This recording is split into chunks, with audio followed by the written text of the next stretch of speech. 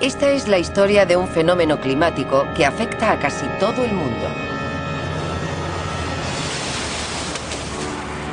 Cada vez que surge, se cobran miles de vidas. Propaga enfermedades y cambia la historia. Se llama El Niño.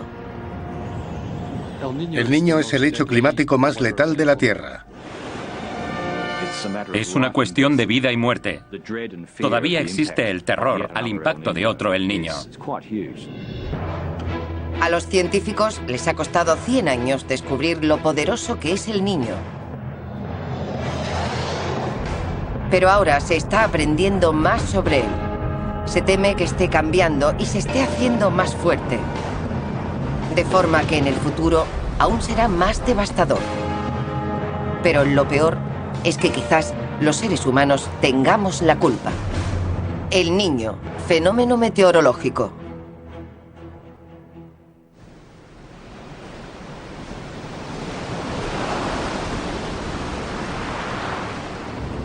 Jennifer Seagraves vive en Laguna Beach, California.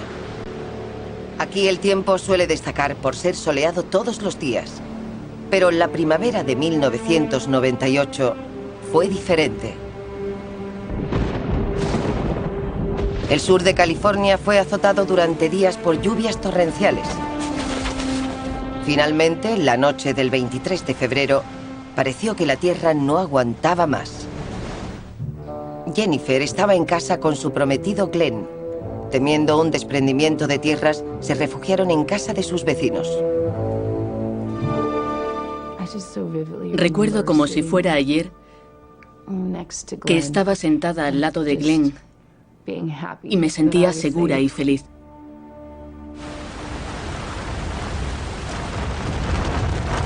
En cierto momento hubo un gran estruendo y me asusté mucho porque oí cómo caían un montón de rocas. La tierra saturada se deslizó ladera abajo. Estaba sentada en el sofá y al momento siguiente me vi lanzada por la ventana de la segunda planta y cayendo ladera abajo por la torre entera. Solo intentaba levantar la cabeza para respirar, pero no podía y me di cuenta de que estaba a punto de morir. Ni se me pasó por la cabeza que fuera a sobrevivir. Jennifer y Glenn fueron arrastrados fuera de la casa y a lo largo de 1 kilómetro ladera abajo. Lo siguiente que recuerdo fue que algo me agarró el pie y me detuvo. Y entonces recuerdo que grité pidiendo ayuda. Los servicios de emergencia llegaron y se llevaron a Jennifer y al resto de víctimas al hospital. No quería ir. Quería quedarme para buscar a Glenn, porque no lo habían encontrado. No tuvieron noticias de Glenn hasta el día siguiente.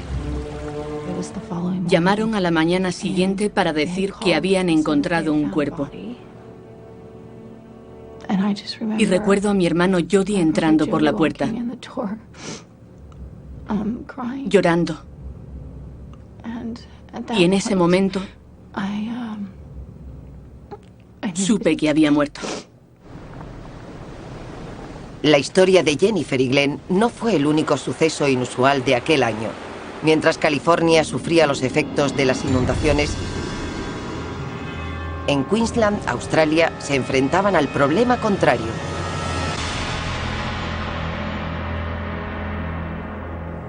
Una grave sequía estaba arruinando a ganaderos como Rod Sall. Cientos de sus reses estaban sedientas y famélicas.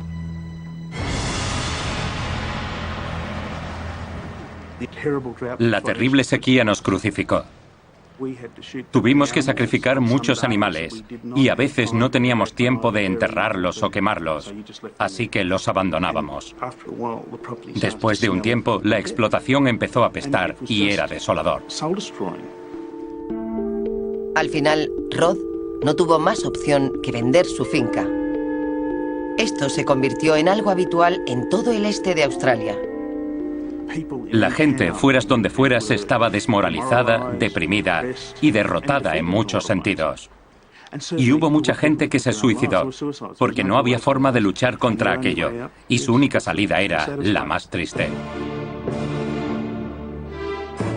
Pero no afectó solo a California y Australia.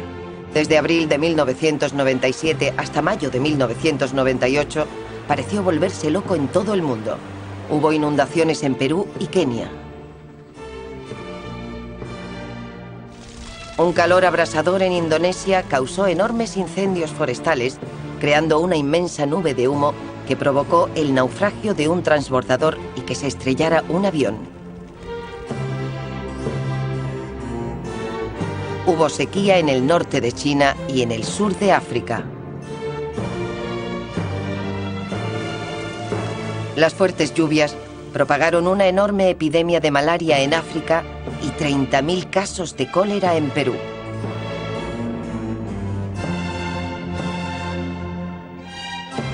Las peores inundaciones en un siglo azotaron Europa Central, matando a 55 personas en Polonia y a 60 en la República Checa.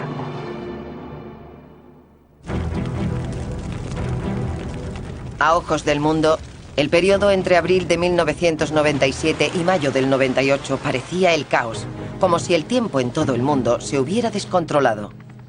Pero los científicos sabían que todos estos fenómenos aparentemente aleatorios estaban relacionados. Descubrir cómo fue una historia de detectives científicos que costó más de 100 años recomponer. Pero al final, descubrieron unas de las fuerzas más poderosas de la naturaleza. La historia comienza en Perú, donde los pescadores conocían desde hacía miles de años un extraño fenómeno. Normalmente la costa de Perú es una de las zonas pesqueras más ricas del mundo. Millones de anchoas se apiñan aquí y durante siglos la pesca ha sido el principal recurso de los peruanos. Pero cada pocos años ocurría algo misterioso. Los peces desaparecían. Los pescadores peruanos se dieron cuenta de que cada pocos años había una invasión de agua caliente en la superficie a lo largo de la costa de Perú. Y cuando ocurría eso, los peces que capturaban normalmente desaparecían. Y pronto se dieron cuenta de que no solo afectaba a los peces, a la vez se producía un cambio espectacular en el clima. Tierra adentro caían lluvias torrenciales. Crecía la vegetación en zonas habitualmente áridas y secas. El desierto más seco del mundo está en la costa oeste de Sudamérica, pero de repente se volvía verde. Y había algo más. Siempre ocurría en la misma época del año. También se dieron cuenta de que era algo estacional. Comenzaba durante las Navidades y por eso le llamaban el Niño, que en español y con mayúsculas se refiere al Niño Jesús. El Niño parecía ser un ciclo.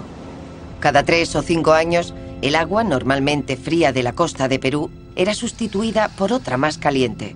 Así es como llegaban las lluvias al desierto y se arruinaba la industria pesquera. La población de peces de agua fría desaparecía, se sumergían a más profundidad o morían sin reproducirse. Cada vez que el Niño venía, se quedaba de 12 a 18 meses.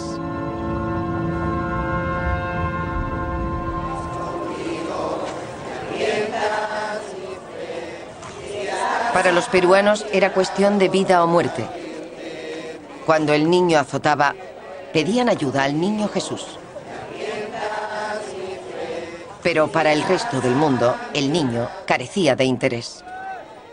Los científicos describieron el Niño por primera vez hacia 1890 como un curioso problema peruano que no afectaba a nadie más. Era una anomalía local y tenían que lidiar con ella. Y así podría haberse quedado, de no ser por un hombre extraordinario aficionado al patinaje sobre hielo.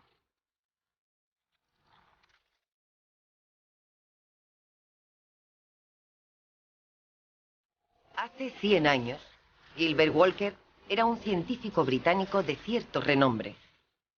Una obsesión poco común le permitió dar un paso crucial en la comprensión del niño. Walker le buscaba el significado matemático a todo. Solía analizar la dinámica del patinaje. Le fascinaba el vuelo del boomerang. Elaboraba ecuaciones para describir su movimiento y hacía lo mismo con el vuelo de las aves. Hasta estudió la física de la flauta y le cambió el diseño.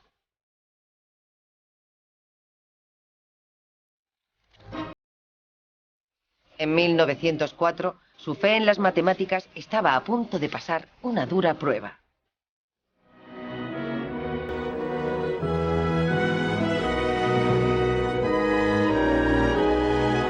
Al final del siglo XIX, el Imperio Británico dominaba el mundo. Pero en su territorio más preciado, la India, había un problema.